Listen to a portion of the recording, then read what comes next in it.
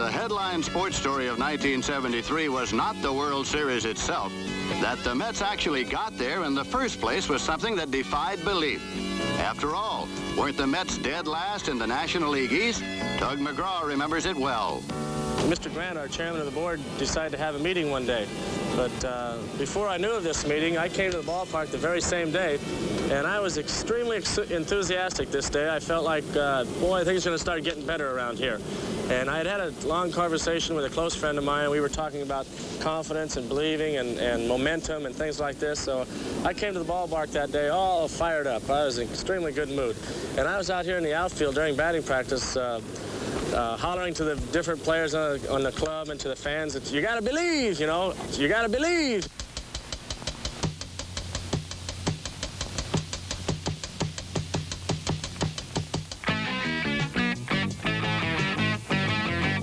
On a most happy occasion, a group of early returning prisoner of war heroes were invited to toss multiple first pitches, and opening day provided everything a Mets fan could desire.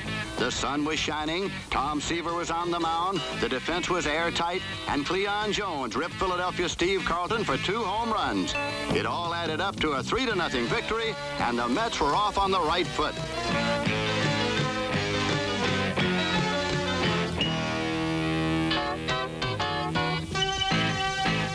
Second day's success arrived as Willie Mays delivered Ted Martinez with a 2-out single in the bottom of the 9th.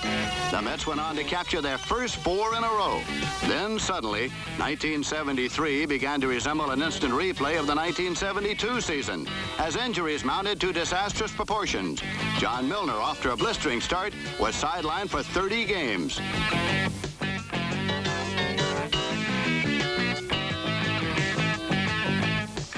Jones also missed 30 contests. Willie Mays was on the shelf for 50.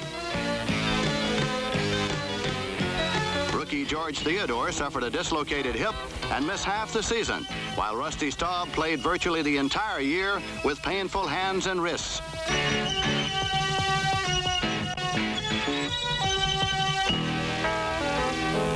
John Matlack was fortunate to miss only 2 turns when a line drive ricocheted off his forehead. But battery mate Jerry Grody was out for 56 games. Bud Harrelson was sidelined too. All in all, it was tough to take. Tom Seaver explains. Those are the fellas that we thought were going to be playing for us every day, all season long, and that's one reason why when we left Florida, we thought we had an excellent chance to win. And then all of a sudden, they're hurting in and out of the lineup, and it's very difficult. And I think even more so, the biggest factor is not having Harrelson at shortstop. He makes the defense click, and having him playing shortstop every day is the same thing as having a top-notch pitcher. It keeps you out of a losing streak. The injury factor was bad enough, but the puzzling collapse of a solid bullpen staff made the Mets situation even worse, and the team suffered 1 losing streak of 5 and several more of 4 straight. The long ball was apparent. Unfortunately, it was the opposition home runs that were exploding, while the Mets' power was short-circuited.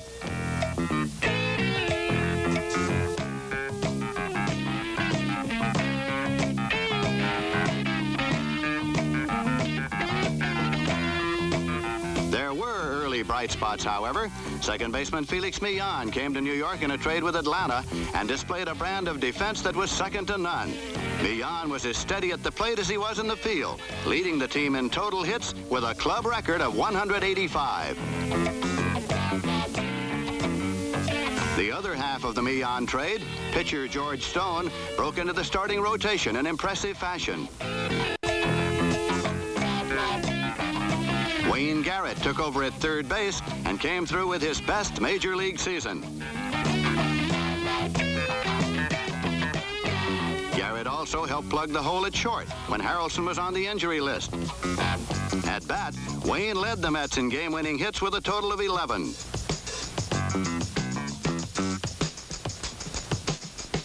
With Willie Mays ailing, the Mets called upon Don Hahn for some sure-handed center fielding.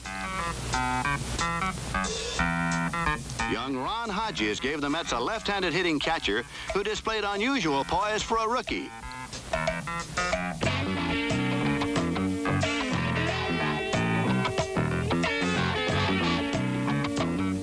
Larry Parker was another pleasant surprise, beginning his rookie year with 5 straight wins.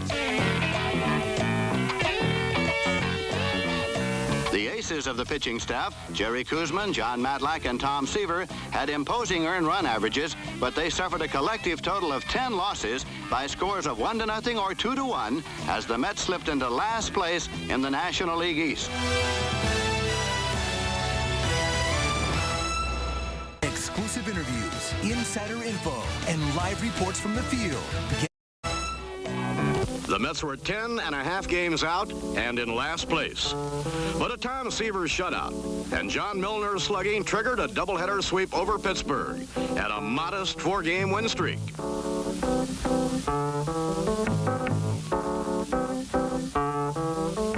Most important of all, the injury core was on the comeback trail, and the Mets finally had some reason to believe.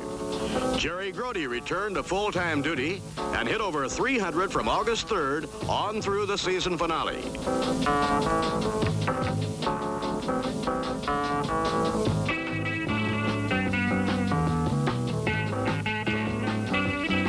Bud Harrelson reclaimed his shortstop position to shore up the defense as the Mets pulled together in quest of a storybook finish.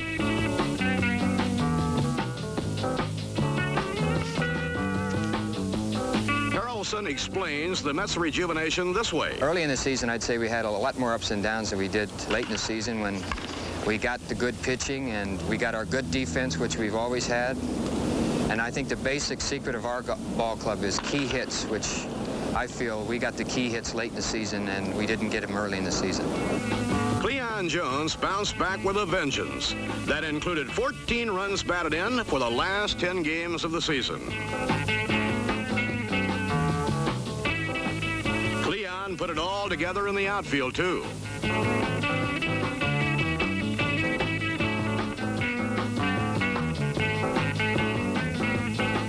John Milner regained his early season hitting form and led the Mets with edge to the opposite field.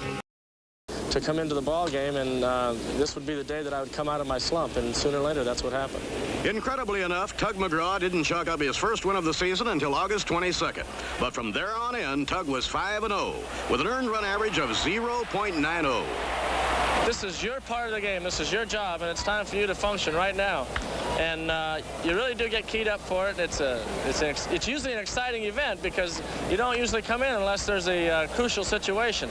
And it's a tremendous relief to see that last ball come into somebody's glove, or to see that ball go into the catcher's glove and strike somebody out, and know that you put out the rally, that you've won the ball game, and that now you can look forward to going in and take a shower and going home and getting out of there, because tomorrow the same thing might happen all over again. And it sure did. McGraw was untouchable, the king of the bullpen once more. On September 19th, 3 innings of shutout relief saved a win for George Stone against the Pirates. And the Mets had closed to within a game and a half of first place.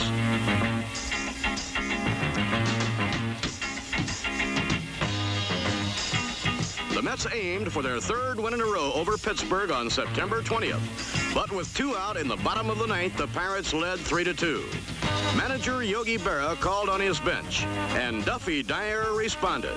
Dyer's resounding double brought Ken Boswell home with a tying run.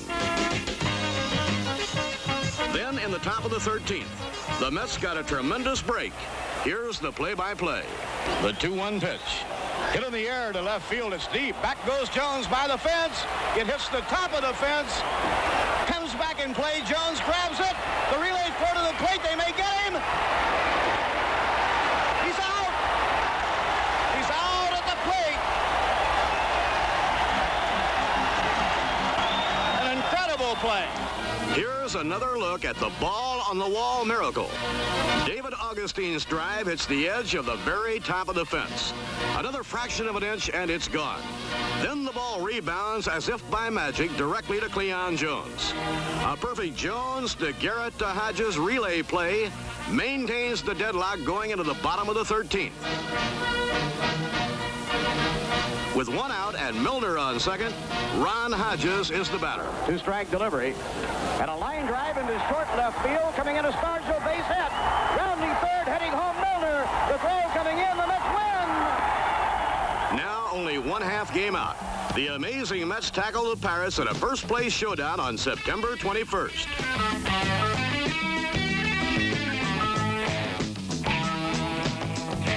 The Mets' heavy artillery is out in force, and they bomb Steve Blass for 4 runs in the opening inning.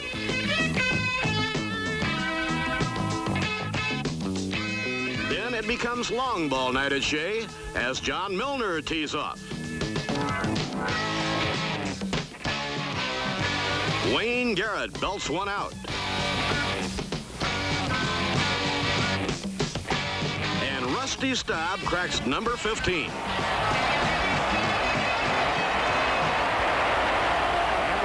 The pitch. And a bouncing ball out in front of the plate. Grody has it. Throws to first. The Mets win it. The New York Mets are in first place. Grody pounced on the ball through to Milner. They're ganging Tom Seaver as Seaver tries to get into the dugout. From the depths of last place on August 30th to first place on September 21st. You gotta believe. John Matlack's 4-hit shutout over St. Louis makes it 5 in a row for the streaking Mets. The next day, Wayne Garrett's booming triple helps overcome an early Cards lead as the Mets look for their longest winning streak of the year.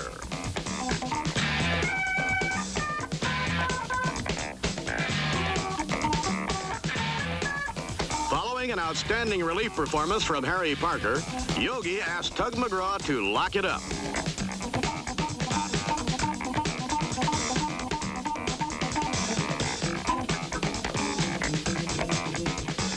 Nails down a 5-2 win for Parker, and the Mets couldn't have picked a better time to reel off 6 in a row.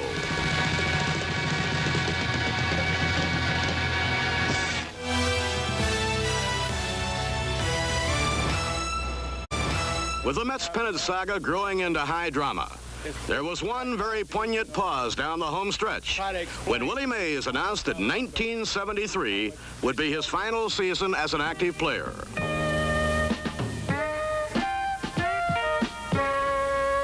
The legend of Wondrous Willie encompassed 22 years of glory.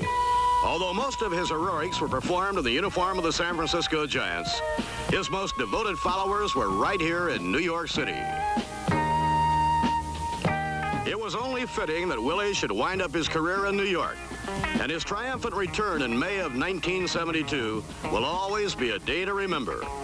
This season, with injuries a 42-year-old body couldn't ignore, Willie still managed to help the Mets win several games with key hits and that marvelous baseball instinct that never deserted him. New York fans would not allow Mays' farewell to pass without tribute. And September 25th was Willie Mays' night. Ladies and gentlemen, Willie Mays.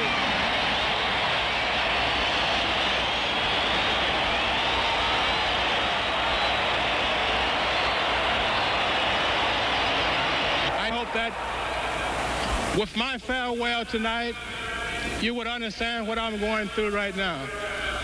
Something that I never felt that I would ever quit baseball. But as you know, it always comes a time for someone to get out. And I look at the kids over here, the way they are playing, and the way they are fighting for themselves, tells me one thing. Willie, say goodbye to America. Thank you very much. After the fans express their love for Willie, Jerry Koosman and Montreal's Steve Rogers hook up for a good old-fashioned pitching duel.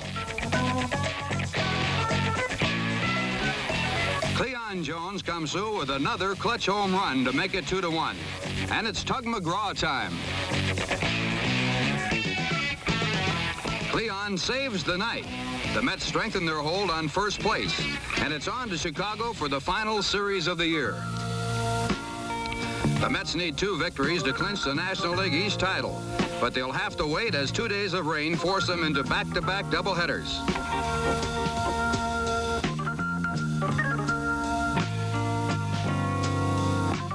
Sunday, September 30th is another dreary day, and it's not much brighter when John Matlack loses a 1-0 heartbreaker in the opener.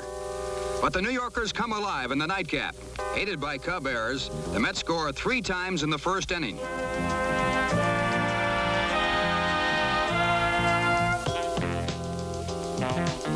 Cleon Cleon Jones gives Jerry Koosman some extra breathing room.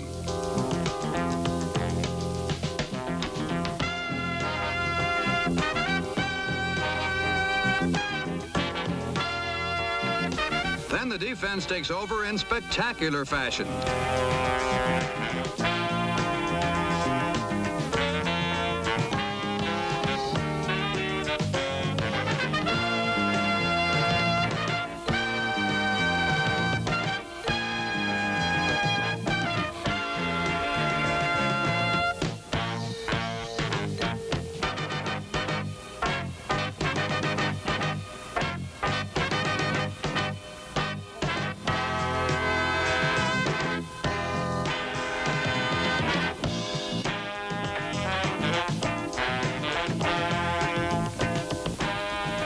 Goes the distance, and the magic number is 1.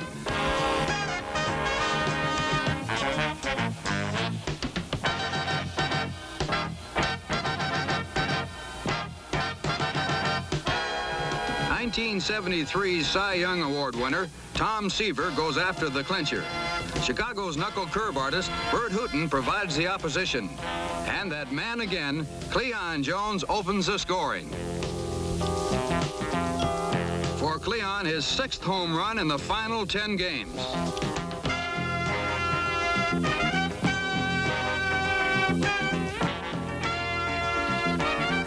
Timely hitting by Jerry Grody and Rusty Staub helps build a 6-2 lead for Tom Seaver. And the Mets are just 9 outs away from the East Division crown. Seaver is tiring, and the Cubs fight back to within 2 at 6-4 on a Rick Mundy home run. Yogi Berra calls on Tub McGraw to do it one more time. Another save today would make it 25 on the year. And as one writer put it, he saved more than games. He saved the season. And it's pitching that makes winners. I know a lot of clubs, the first thing they ask from us is our pitching. You know, they want one of our pitchers. I'm not about to leave a Matlack go 22 years old or 23. My gosh, you realize the career he's got, and they're going to have to pay a pretty good price to get one of my pitchers. Call it what you want. The most spectacular comeback in baseball history, another miracle, or a fantastic performance by a team that exemplified courage. But one thing certain, when it was all over, everyone believed. With the pennant flag flying over Shea, it's on to the future. And you gotta believe more in '74.